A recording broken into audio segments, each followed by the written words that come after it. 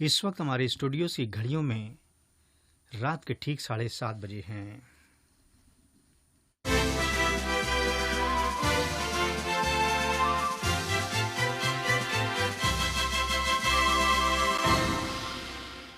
ہے اب آپ نثار احمد انصاری سے خبریں سنیے۔ پہلے اہم خبروں کا خلاصہ۔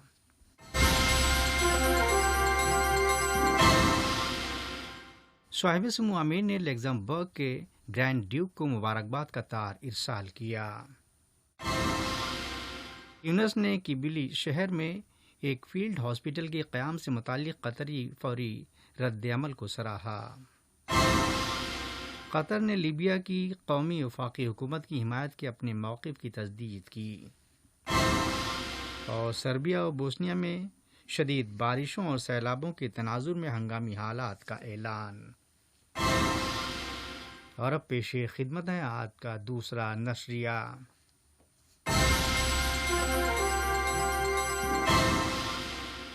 بسم اللہ الرحمن الرحیم۔ صاحب سمو امیر شیخ تمیم بن حمد آل ثانی نے لگزمبرگ کے گرینڈ ڈیوک ہنری کو ان کے ملک کے قومی دن پر مبارکباد کا ایک تار ارسال کیا، جبکہ نائب امیر شیخ عبداللہ بن حمد آل ثانی نے بھی اس موقع پر اسی قسم کا ایک برقی پیغام گرینڈ ڈیوک کو روانہ کیا ہے۔ دریں اثنا وزیر اعظم و وزیر داخلہ شیخ خالد بن خلیفہ بن عبدالعزیز آل ثانی نے بھی لگزمبرگ کے اپنے ہم منصب زیویئر بیتیل کو مبارکباد کا ایک تار روانہ کیا۔ صاحب سمو امیر شیخ تمیم بن حمد آل ثانی نے جمہوریہ پاناما کے صدر لورینٹینو کے ساتھ ٹیلی فون پر بات چیت کی، جس میں دو طرفہ تعلقات اور انہیں مختلف شعبوں بطور خاص سرمایہ کاری اور شعبہ صحت میں فروغ دینے کے پہلوؤں کا جائزہ لیا گیا۔ علاوہ ازیں کورونا وائرس سے منسلک تازہ حالات اور اس ضمن میں تعاون پر بھی تبادلہ خیال ہوا۔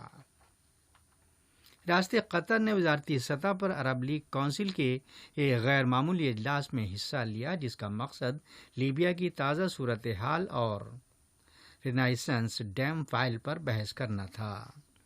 ویڈیو لنک کے ذریعے منعقدہ اس اجلاس میں وزیر مملکت برائے امور خارجہ سلطان بن سعد المریخی نے ریاست کی نمائندگی کی۔ انہوں نے ریاست کی سالمیت و خود مختاری اور ان کے داخلی معاملات میں عدم مداخلت کے احترام اور ذاتی مریض کی مجموعی تعداد 71,501 ہو گئی ہے، جبکہ ICU میں فی الوقت 225 مریض زیر علاج ہیں اور 1176 نئے کنفرم معاملات کے تعلق سے وزارت کا کہنا تھا کہ یہ افراد پہلے سے ہی متاثرہ لوگوں کے رابطے میں تھے، جنہیں آئسولیٹ کرنے کے بعد ضروری ہیلتھ کیئر فراہم کی جا رہی ہے۔ مجلس شورا کی لیگل اور لیجسلیٹو امور کی کمیٹی اور کلچرل و انفارمیشن امور کی کمیٹی پر مبنی ایک مشترکہ کمیٹی نے آج ناصر بن راشد بن ساری القابی کی زیر صدارت ایک اجلاس بلایا، جس میں کمیٹی نے پریس، پبلیکیشن، اشاعت، میڈیا سرگرمیوں اور آرٹس کو باقاعدہ بنانے سے متعلق ایک مسودہ قانون کی جانچ پڑتال کا سلسلہ جاری رکھا۔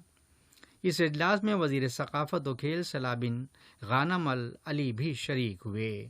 بعد ازاں کمیٹی نے اگلے اجلاس میں مسودہ قانون کی اسٹڈی سے رجوع کیے جانے کا فیصلہ کیا۔ سفارت خانہ تیونس برائے دوحہ کا کہنا ہے کہ صاحب سمو امیر شیخ تمیم بن حمد آل ثانی کی زیر ہدایات تیونس میں کورونا وائرس پینڈیمک کے پھیلاؤ کو روکنے کے لیے صحت کے اداروں کو بھیجی جانے والی فوری طبی امداد کے لیے تیونس کے صدر قیس سعید نے شکریہ کے ساتھ اس امر کو سراہا، جو دونوں ملکوں کے عوام کے بیچ مضبوط تعلقات کا منہ بولتا ثبوت ہے۔ سفارت خانے کی طرف سے شہر کیبلی میں 100 بستروں اور 20 وینٹیلیٹرز کے ساتھ ایک فیلڈ ہاسپٹل قائم کرنے کی درخواست پر قطر کے فوری رد عمل کی تعریف کی گئی ہے، نیز زور دیا کہ تیونس میں قطری کمپنیوں کے علاوہ قطر چیریٹی کی طرف سے وائرس پر کنٹرول کے لیے مہیا کرائی جانے والی مالی امداد سے قطری یکجہتی بھی جھلکتی ہے۔ یہ خبریں ریڈیو قطر سے نشر کی جا رہی ہیں۔ قطر چیریٹی نے مشرق قریب میں فلسطینی پناہ گزینوں کے لیے UN ریلیف اور ورک ایجنسی کے ساتھ $1.5 ملین کی خطیر رقم پر مبنی ایک ڈونیشن معاہدے پر دستخط کیے۔ واضح رئیس شراکت سے UN ایجنسی غازہ پٹی میں فلسطینیوں کے لیے غذائی امداد بہم پہنچانے کے اہل ہو جائے گی۔ اس سے UN ایجنسی کے ذریعے انسانی زندگیوں کو بچانے کی قطری حمایت کے عزم کا اظہار ہوتا ہے۔ ایجنسی کے ڈونر رابطہ چیف مارک لاسوسوی نے حکومت قطر اور قطر چیریٹی کا UN ایجنسی اور فلسطینی پناہ گزینوں کی حمایت جاری رکھنے کے لیے شکریہ ادا کیا۔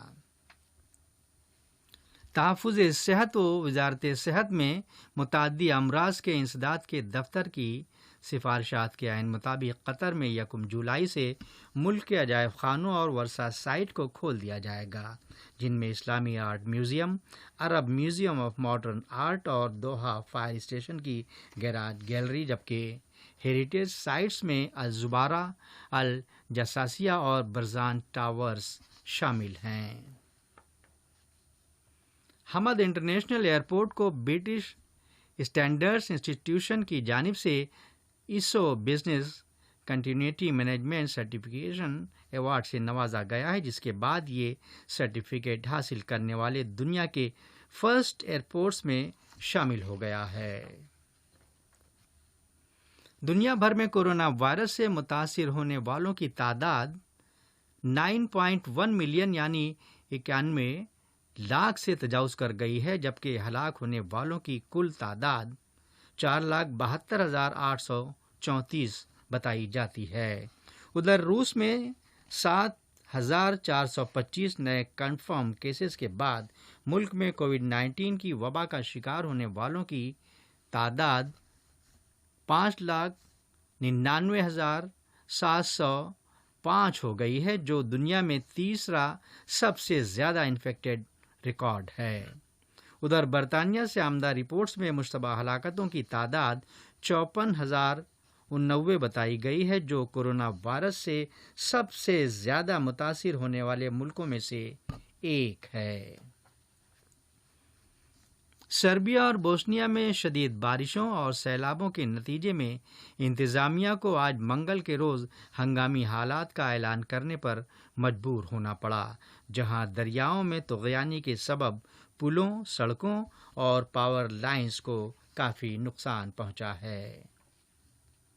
اور بھارت اور چین کا کہنا ہے کہ دونوں فریق سرحدی تنازع کے سبب ہونے والی خونریز جھڑپ کو لے کر کشیدگی کم کرنے پر آمادہ ہو گئے ہیں، جبکہ دونوں ملکوں کے وزرائے خارجہ نے اپنے روسی ہم منصب کے ذریعے منعقدہ ایک ورچوئل اجلاس میں حصہ لیا ہے۔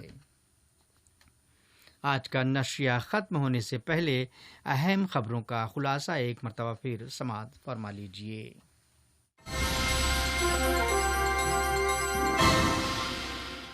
نائب سمو امیر نے لگزمبرگ کے گرینڈ ڈیوک کو مبارکباد کا تار ارسال کیا۔ یونس نے کیبلی شہر میں ایک فیلڈ ہاسپٹل کے قیام سے متعلق قطر کے فوری رد عمل کو سراہا۔ قطر نے لیبیا کی قومی وفاقی حکومت کی حمایت کے اپنے موقف کی تجدید کی۔ اور سربیا و بوسنیا میں شدید بارشوں اور سیلابوں کے تناظر میں ہنگامی حالات کا اعلان۔ ریڈیو قطر سے آج کا دوسرا نشریہ ختم ہوا۔ اگلا نشریہ کل صبح 9 بجے پیش کیا جائے گا۔